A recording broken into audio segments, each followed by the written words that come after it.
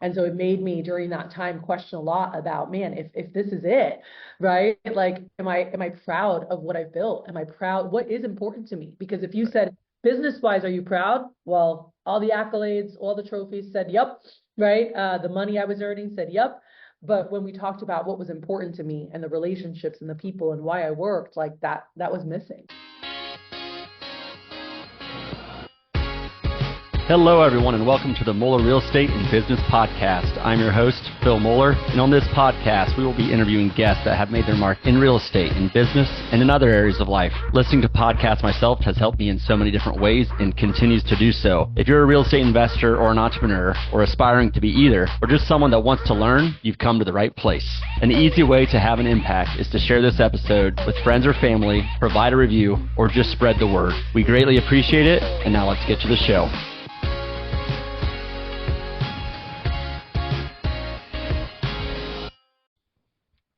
Hello, everyone, and welcome to the show. Very excited for this week's guest, Cathy Christen. Cathy, how are you doing today? I'm doing awesome. I'm so excited to be here. I'm excited for this discussion. I was just reading through all the things you've done, and including a lot of ups, but some downs, and some figuring things out, I think, too, that we'll get into. But before we get into that, Cathy, sales and entrepreneurship trainer, executive business coach, speaker, co-founder, and owner of GoAbundance Women's Mastermind Group.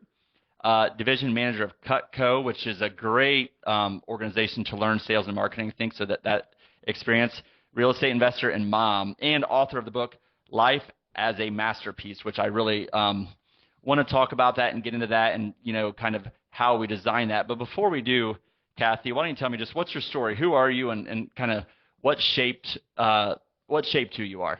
Yeah, absolutely. Thank you so much. Well, I was super blessed to grow up in a house full of love, but very low income.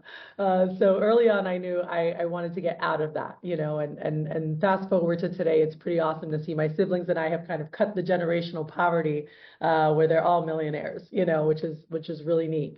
But we grew up, lower income. I knew I wanted to own things when I saw people have time freedom. Time freedom became very prevalent when I was 14. I wanted my parents at all the things. I wanted my mom at my recitals, and they always had to work, right? And then I saw friends' parents who were always there, or we went to their house and they were home in the afternoon before 5, and that was completely foreign to me. And I remember asking, like, how were they home? And they said, well, they have their own business. And I was like, I will own my own business. So that became very, ingrained at 14. Fast forward to college, I bumped into Cutco as I was studying accounting to have a foundation in business and any business, knowing how to run the numbers. But I bumped into Cutco and really learned the power of goal setting came from Cutco for me. Like being able to even set a goal for that summer, sales goal, savings goal, putting together a plan to get it done. It was the first time I had seen, like, hey, I want to go after this thing. Sounds kind of crazy. What's it going to take? Putting a plan together and then committing to the actions and not just hitting it, but really blowing that goal out of the water. And I was hooked, Phil. Like once that happened, I was like, oh, wow. Like, so I can really think about, because until that point, the only thing I dreamed about was what I didn't want to be, right? I was running away from poverty. And I was like, I don't want to be poor. I don't want to be this. I don't want to be that. But I don't know that until that point, I had really thought about what I wanted, like specific things that I wanted.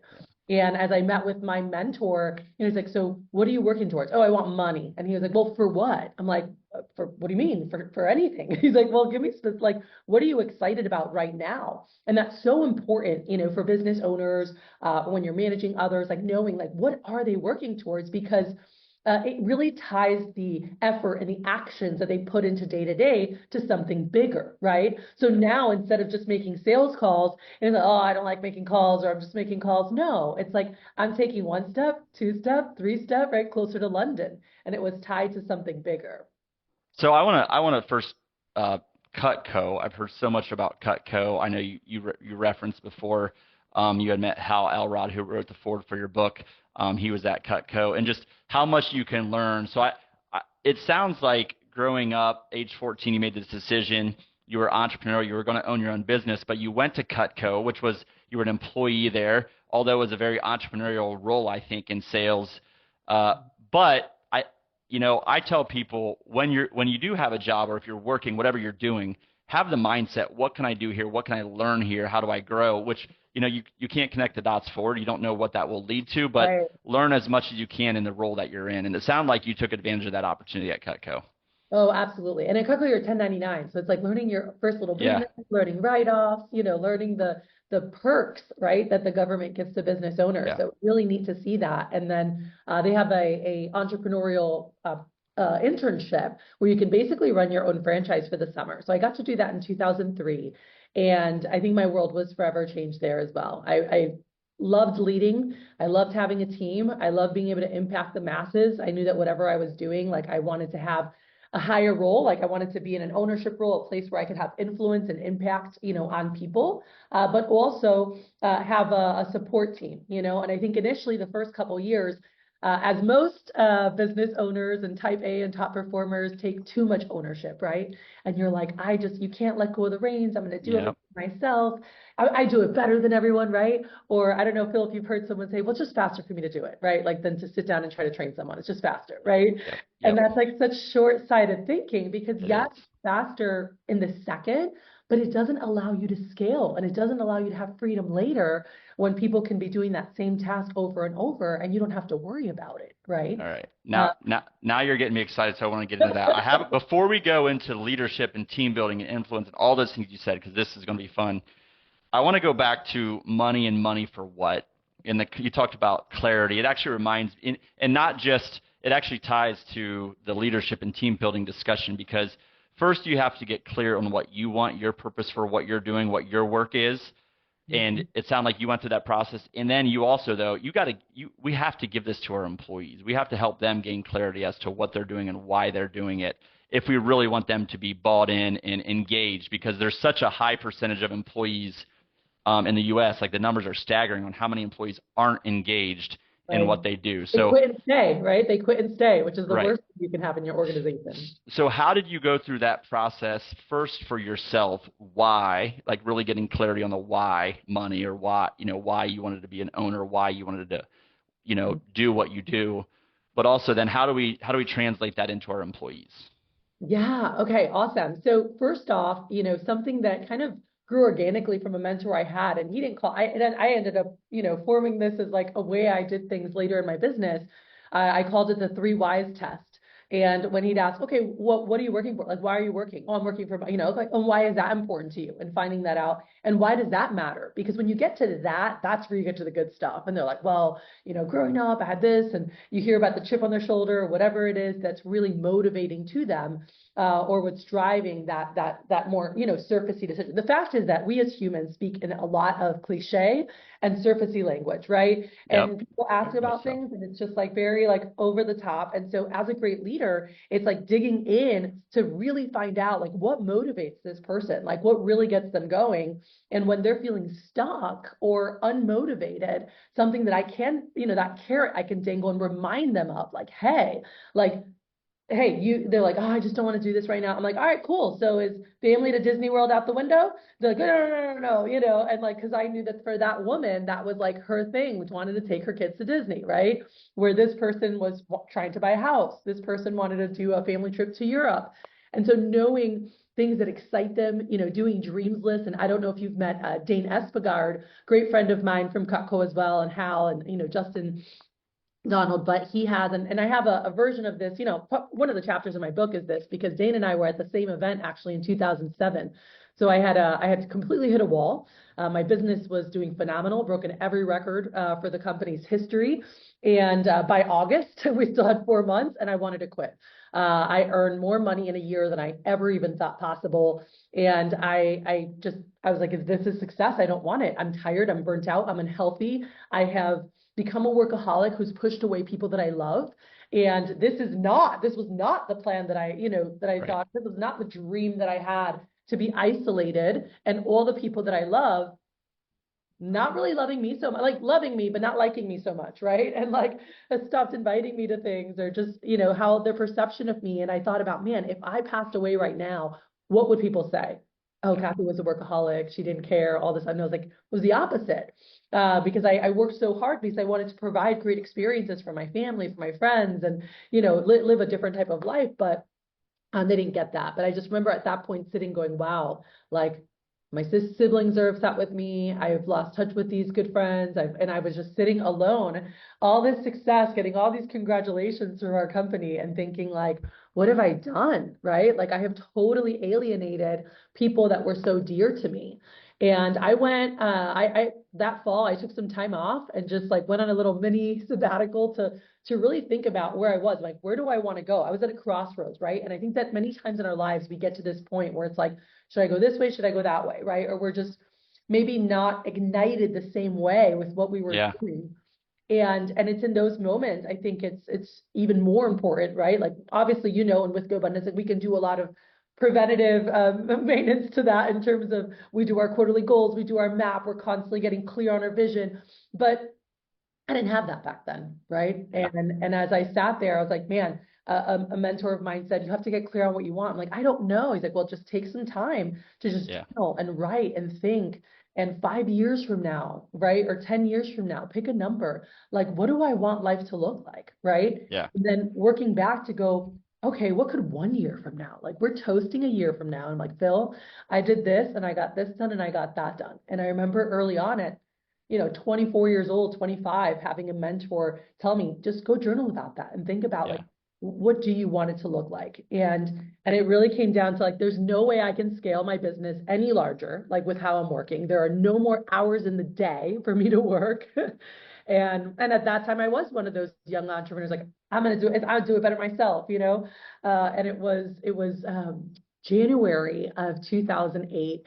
I remember I was checking into the Bellagio in Vegas, and Justin Donald, the lifestyle investor, is checking in next to us, and he was also, in Cutco back then.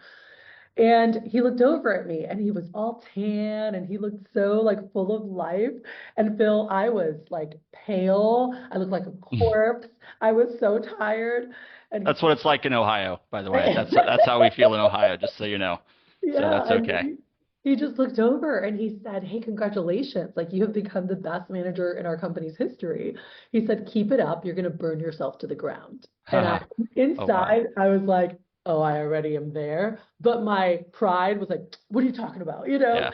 Yeah. And, It's and so just a lot. First, a lot there. I want to recap some of that yeah, because one thing is sometimes I think we have to get to that point of almost burnout to recognize what we're missing when we bring ourselves to that point. Like I wonder if for you, do you feel like you had to get there? Did you have to go through that to recognize where you're at versus if it was just, if it was just okay, what have you really yeah, had this recognition? Like the lows can help us really find the highs or what we really want. And I think this process helped you take some time off and go through the why process. Like why? Is it money? Well, if it's money, but it's against everything else and not in support of everything else, that you're not living life in alignment, right? If it's money for the sake of money and things, that isn't going to be the answer, right? Money can support things, but if it's just for money to get things, that's going to be empty. And I think it became more about time, relationships, some of the other things you talked about. So Mhm. I want to maybe answer that question. Like, do you feel like you had to go through that process to learn I think for this? myself and many top achievers, pride and ego is in the way, and so you get slammed to the ground. And so for me, I think that yes, it was necessary, for me to hit that wall, for me to actually have a quote unquote checkup from the neck up and say, wait a second, like again, if I'm gone tomorrow, and unfortunately I had experienced, my cousin had just passed away the year before, who was my best friend, same age, 23 years old, gone in 2006. Wow. And so it made me during that time question a lot about, man, if this is it, right? Like, am I proud of what I've built? Am I proud? What is important to me? Because if you Right. said business wise, are you proud? Well, all the accolades, all the trophies said, yep, right? The money I was earning said, yep. But when we talked about what was important to me and the relationships and the people and why I worked, like that was missing, right? Yeah. And so I really do think I had to go through that. And then there was one phrase that my mentor just said, and he said, you need to stop taking pride and be the best at everything because you're not. And that was another ego check. And he said, you're not the best developer of other people. He's like, why don't you start taking pride and being the best teacher of things? That'll Yeah. change your life. Yeah. The other thing is when you're in this, you talked about just so many of our relationships and even how we think a lot of times can be surface level. And then you talked about journaling, writing, and thinking. And I like what I've reframed is, I want to read, I want to consume, I want to listen to as many podcasts as I can, and those things are good. Please keep listening, but spending time journaling, writing, thinking, praying, whatever it is for you, look at those as ways to educate yourself on, like, those are different forms of education where you're just sitting with yourself after you've consumed. And if you do that, you're going to learn more about what you just read, and you're going to learn way more about yourself and get way beyond just the surface level kind of thinking. And over time, you will get out of your surface level. This will bring you out, get you more comfortable, and get you out of just these surface level conversations that honestly society encourages because we're afraid. We're afraid of what's below the surface, I think we're afraid of what's below the surface. So if I bring it to now as business leaders and trying to lead people, scale, build systems, build teams, I think a lot of people are also afraid to have these conversations with their employees. And if you're afraid to have these conversations, my opinion is employees are thinking about what they're thinking about. And for you to know that is only more information, and you want to help, you want to be in support, you want their work to be in alignment with what they want, not against it. And if they're working for you and it's against it, that is a problem, and you need to know about it and have these conversations beyond the surface. So let's talk about so well put. let's talk about leadership, building teams, and really the shift I think you made in this time period where you were completely burnt out because you were doing and not leading, to paraphrase it. Tell me about kind of how the evolution of that happened. Yeah, absolutely. So after that time of just really thinking about where I wanted to be, it's like, okay, let me take on this challenge of how can I be the best developer of people? I'm going to try that on. And so that was 2008. I was going to try that on. And it started with really taking a look at what did I want my organizational structure to look like? What did I want my business? How many people actually were going to report to me as the owner, right? Because I had been working as an operator, and the goal was to actually be an owner, not a full-time operator. I wanted to work on the business, not in the business, right? That's the transition I needed to make, was to have more time to work on the business and through people. And so it took some time there to go, okay, let's say it's 10 years from now and I have my company that I own. How many people are reporting to me? How many departments do we have? How many support members do they have in each department, the heads, and looking at that, and then taking time to identify, okay, what type of attributes do I need this person to have? And I think this is important for everybody to look at in their businesses, because you are a certain type of personality. And sometimes the right-hand person you have, it's best when there's certain overlap that's similar, but they also have different skill sets than you, and they help right? And so that's going to be different for everybody. For me, I'm very when I start working, I get real serious and I'm like, let's go make shit happen, and I'm very intense.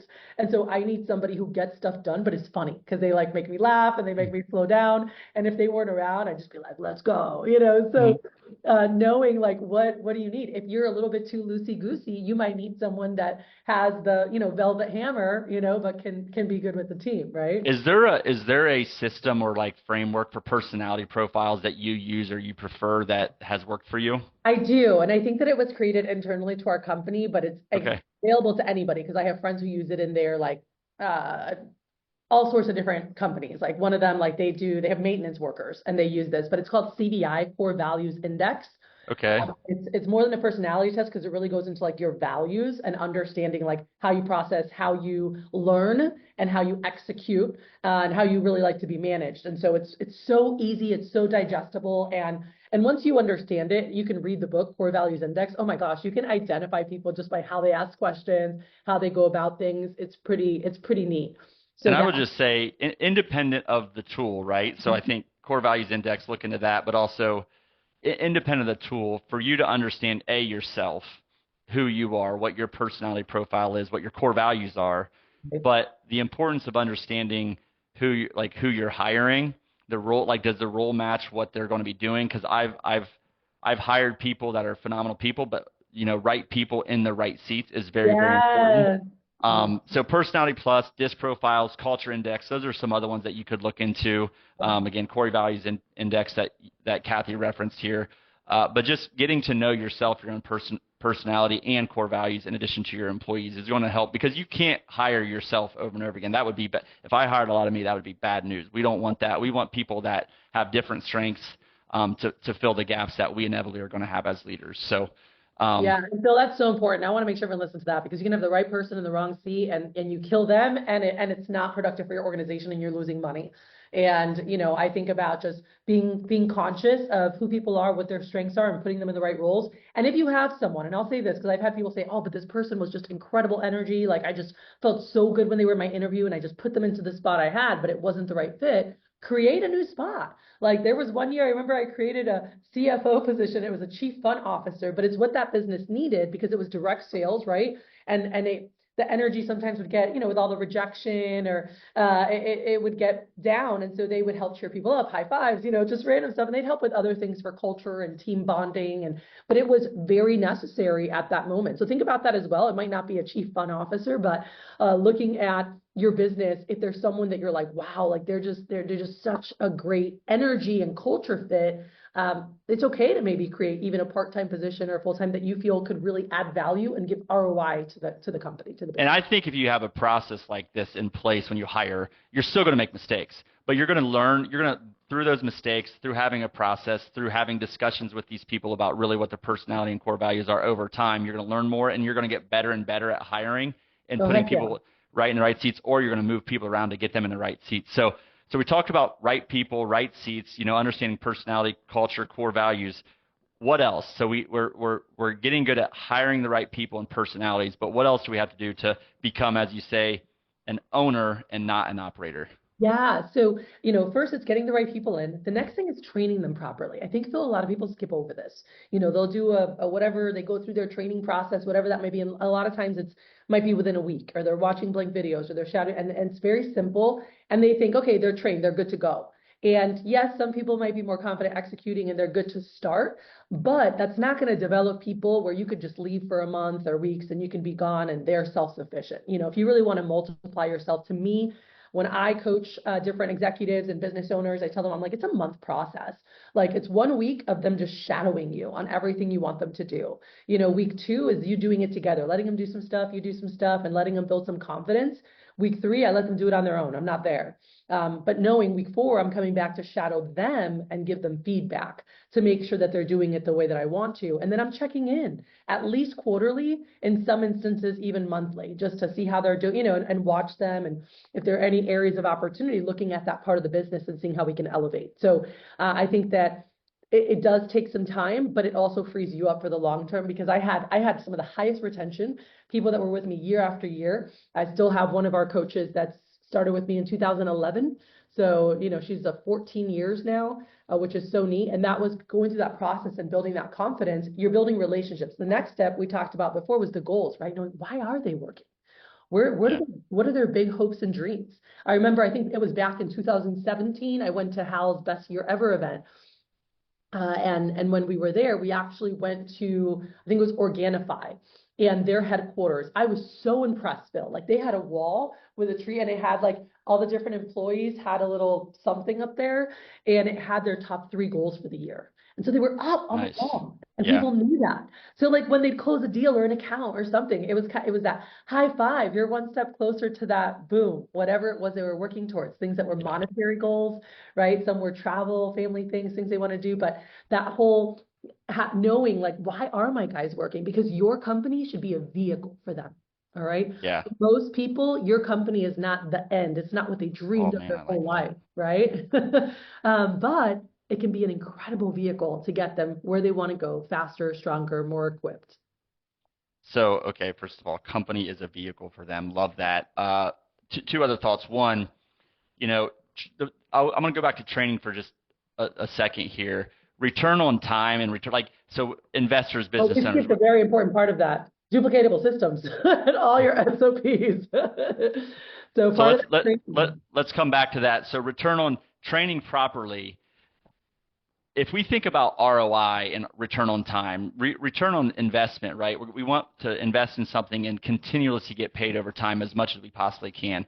Return on time, we'll go back to, if we just do this ourselves, we can do it faster this time. But if we really spend the time up front and train properly, and I think this is really hard for small business owners to get right, because it's just, you're busy, you have a lot going on, especially if you're the entrepreneur, you're wearing all these different hats, and like you have 20 other things to work on versus training someone that isn't isn't there yet, right? They don't understand it, and they need to learn your systems and process and everything else. So I think just think about that as invest the time up front in people, and it will pay back long term for you. And then the other thing, just the alignment of goals and understanding, like there's a process to have your business goals and ensure that employees are aligned to those goals, right? Strategy deployment is a general term. There's all kinds of different books on that. Traction, 40X, whatever there is, whatever, there's a bunch of them. But when you bring in, I think, personal goals into this as well. So like we have a level 10 meeting each week, and everyone will talk about their quarterly rocks, and they'll have 4 business rocks that align to our company goals, but then they'll have 2 or 3 personal rocks that they choose that they'll present and just update a status on. And the culture that it starts to build on how the team members get to know each other, what their challenges are, what their opportunities are, what they need help with, what you learn from someone else talking about what their goals are and seeing like, oh, I could do that too with, with my son or my daughter or my family or in my faith or in my health or whatever it might be. Just the bond you're building through that. Plus, as you said, you're now becoming a vehicle, your company is becoming a vehicle to help them, not just professionally and with money, but also personally in their most important areas of their life. I just love that a lot. So we missed duplicatable systems, though, which I do agree is very important. So we got people and culture and then systems. So talk about duplicatable systems a little bit more. Yes. And so this is something that, and I'm going to speak to any small business owners that maybe there's certain tasks that only you've been doing. Start documenting everything. And it's so simple now. AI is unreal, everything that can be done. But I think about even like Tango.us, I think it is, where if you're doing something on the computer, it'll screenshot and create instructions with pictures that now when you're training someone on how to do that, boom, you have a pamphlet ready to go. And you didn't have to take any time. Back in the day, I had to sit and I recorded people. I would watch the video. I would sit and type, rewind, sit and type so that I could be the best trainer. I could be the best at this. Now with AI, it's nuts at fingertips what we have, right? Real quick, tangent, okay, then we'll come back to duplicatable systems, but AI, we've been playing with this, and our goal is just, hey, start to use it more and more. And I've been using it hey, just review this email. Is it well written? And just keep trying different things. And you can have a conversation with somebody, AI, which is kind of scary, and ask anything, and it has an answer, right? I mean, it has an answer for everything. So we're going to have to bring an AI expert and do a deep dive into this topic and how we can apply it for business owners, because it is mind blowing what it can do. And every time everyone's using it in so many different ways. I think for business owners, just start trying it if you're not trying it in any way, and learn, and just even tap into networks of people that are using it, especially if it's in your industry. What else are you doing on just creating duplicatable systems? We've got everything you're doing, having your SOPs, having all that. But I think that the bigger thing in terms of creating great teams is, well, one, we have the right people. They're trained the right way. They have the proven systems and how you want it done. Great. But now, do they actually, and the goals, the part of knowing where their goals are ties into the part that really helps with building the great teams and having retention and having people that care about the business as much or more than you. Because a problem that I see is business, when I leave, business goes down. The goal is that when you leave, business goes up, right? And so what does that look like? Well, they have to care. And so do they feel cared for? And so that's why I think it's so important to know about them, but also in terms of culture for your team, do you have a family picnic, quarterly? Do you have something available for the spouses or the kids, different activities that help you grow closer to them?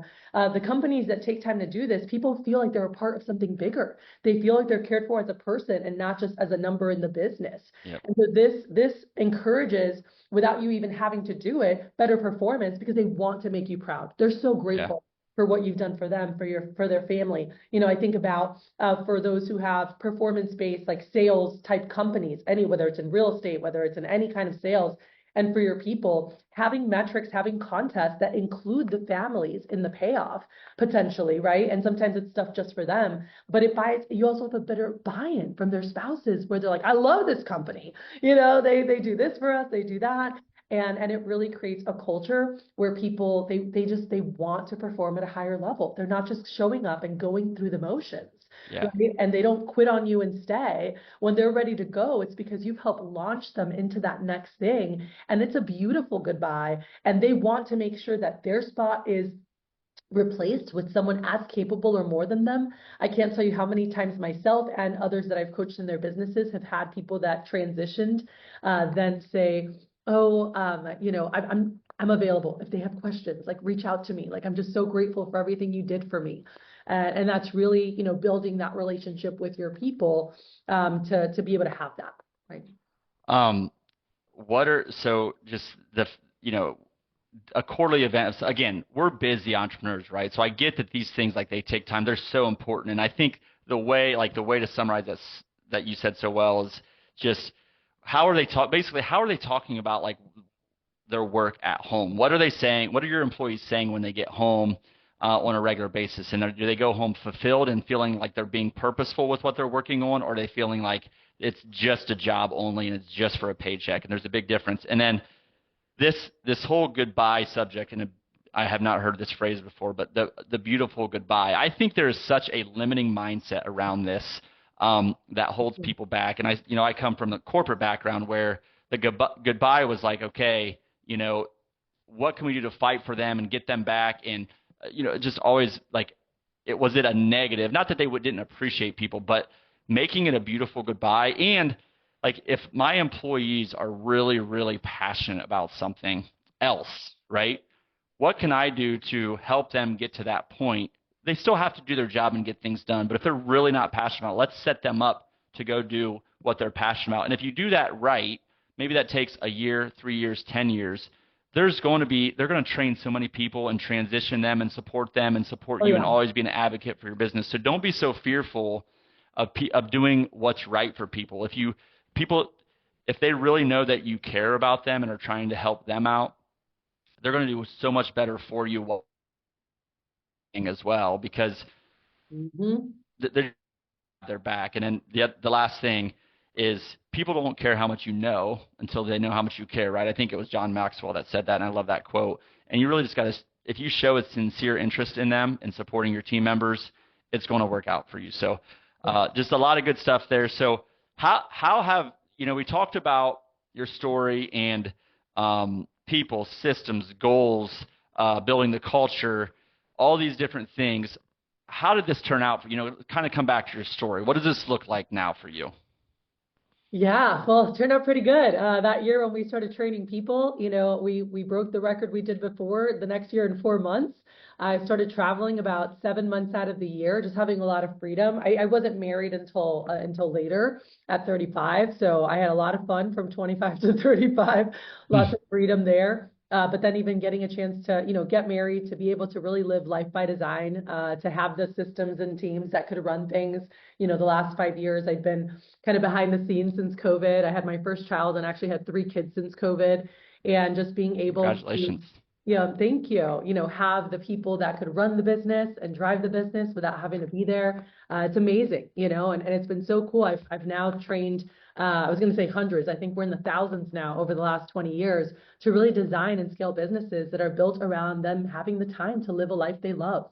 And that's Yeah. probably what I'm most proud of. Like, I love watching people that came from nothing, them seeing what was possible, the transitions they've had, and the impact. One of our young guys was Forbes top 30 under 30 when he was 27. And he started with me at, just when he turned 17. And this kid came from lower income. He had a stutter, did not dress very well at all. And then he was like on the front of, he was in Forbes and he looked like he was in a GQ magazine, a decade later. And just seeing this transformation, I'm sure you're familiar with DocuSign for signing docu. Like he helped Yeah. company, back in the day. Wow. He has a huge private equity firm now, and he's got a huge nonprofit worth millions and has a heart of gold, and I think about, wow, like there's so many stories I could tell and watching people go from, because for me, I love seeing people tap into their potential and really seeing like, how instead of just being on this hamster wheel or reacting to whatever life gives us, showing them like, hey, you can have anything you want. You just have to take time to really think about what do you want and get clear on that. Yes. And then figure out how you're going to, and if you can't figure it out, hire someone, find a coach, find a group, find a mastermind, find someone that can help you really get the plan together, right? Yeah. So that you know what it is that you need to do, but then it's up to you to have the commitment to execute the plan, right? And it's going to get tough sometimes and life is going to happen. And there are going to be times where it feels like, oh, forget this, and you want to throw it out the window. I've seen people try to transition from W-2 to business owner and want to give up, right? And I said, hey, it's not easy. It's not easy. Just stay focused, stay disciplined, keep feeding your mind, and the rewards will come, right? Yeah. And too many people quit on themselves too easily. But it's just Well, been so cool to see that now. well, you talk about just clarity, commitment. You talked about the different ways to build and grow a business and become an owner versus an operator. But talk a little bit more just so the book Life as a Masterpiece, which you kind of hit on a little bit there. But what else within the book? Like I guess what does that mean if you haven't hit on it, or what would you add to that? Yeah, I would just say, I mean, the book is real simple. I mean, the first start is what do you want and why, and it gets into the nitty gritty. There's a lot of cool, like pause and reflect that get you just thinking about life again. I think a lot of times parts of us as we grow older, or for adults, a lot of adults, parts of them die inside, and like the dreaming dies inside, and the possibilities, and so it's kind of reigniting those things. And the second part of the book is all about how do you get it, the nuts and bolts, and that's what I do for work, right? It's the strategy behind it. And then the last word is how do you sustain it? Because life happens. And so from daily practices for yourself, right? Daily rituals, overcoming adversity, studying stories of success, and really understanding that when we go through tough times, we're not the only ones. And the most successful people, they didn't get there in a straight line. All right. But they always got back up and they kept going. And I Yeah. think that being able to study those stories of resilience for anyone out there that as you're going to scale or you're going after something and you might feel stuck, something like that's okay. We all go through it. Yeah. But we have the tools and resources that we need, the know-how and the community to keep moving forward, right? And Yeah. get to where we want to go. Love that. Love that. No, figure out what you want and why, how to get it, how to sustain it. So check out the book Life as a Masterpiece. I want to ask you, Cathy, just to kind of close out. If you step back and reflect what you've done, how does what you do, how does it make you feel? Oh, it's so fulfilling. Like I just early on, that was a big thing for me was time and money freedom, getting a chance to achieve that by my, late 20s and then being able to share that with so many others. It is so awesome to get to watch, you know, business owners playing with their kids, going to events during the day, while still having their business and not just surviving, but thriving. One of the Yeah. guys I coach in Northern California, he's like, he has 4 kids. He coaches all his kids' sports teams, and his business just keeps growing and growing because of the right teams and systems. And so it's Yeah. so fulfilling. And I think that there's a little bit of a misperception of, you doing this and becoming an owner versus an operator. But then how do you do that? But when the way you said it, I love so much is you connect that to, but your company is a vehicle for others too. And you really have to set it up that way, not think about it that way. You have to set it up that way and enable your employees to make your company what they want it to be within what they do. So much I love about that. Looking ahead, just what do you think is going to be the most important factor or key to your success moving forward? I think just in the era that we're going into now and with all the AI and all the different tools, I think relationship building and the power of just connection with your people is the most important thing. We've been virtual for a while where now I'm very intentional this year with our business. I want to do more things in person, have more activities, get the team together because people are craving for that physical connection with others. So I think that even as we have more robots, more flexibility, more, people working virtually, maybe all over the world, right? There's people that live in Puerto Rico half the year. Are we being intentional certain times of the year to have things where we come together as like where you can give a hug, give a high five, because there's just such a power in physically being able to be connected. So that's a big focus for us now, getting back to that in our business. I love how you just people are craving it. And look, we talk about AI, but that's not going to replace relationships. Relationships and the importance of relationships and connections and network is not going anywhere. It's going to Human be beings are wired for connection. yes. So Yes. that is so important. And I think we learned that we learned that over the last 5 years, right? So, what just book recommendation? What is the most impactful book that you've read? Well, when I was younger, it was Maximum Achievement by Brian Tracy. And I think for anyone looking to up-level their mindset, emotional intelligence, there are so many incredible tools, one of my favorites of all time. And now I would say for me, it's been learning to surrender. So letting go and like living like untethered soul. Michael Singer's books have been amazing for me. And that's just the season I'm in now is like, I just need to let go and, because I've been just so in the mix for so long. And so that's what I'm reading now. But back then it was Maximum Achievement. Highly recommend that. It's an oldie but a goodie by Brian Tracy.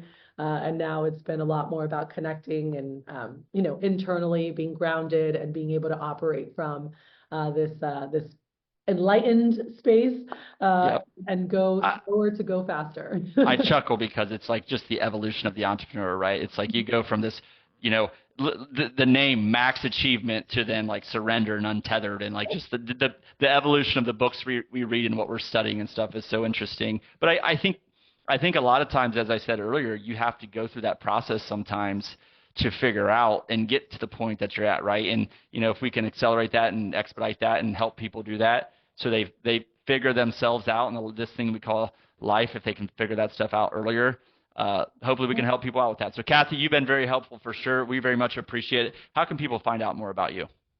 Best way is like cathychristen.com. So Cathy with a C, and then Christen is like the name Chris, CHRIS, and then the number 10, TEN.com. So that has links to all my socials, to GoBundance, to my book. Everything is on there. Cathy, this has been great. Clarity on what you want, building your business, all the details you talked about that, whether it's building the team, building the system, setting goals. So much value. I appreciate it so much. Cathy, thanks for coming on. Thank you so much. It's been a pleasure to be here.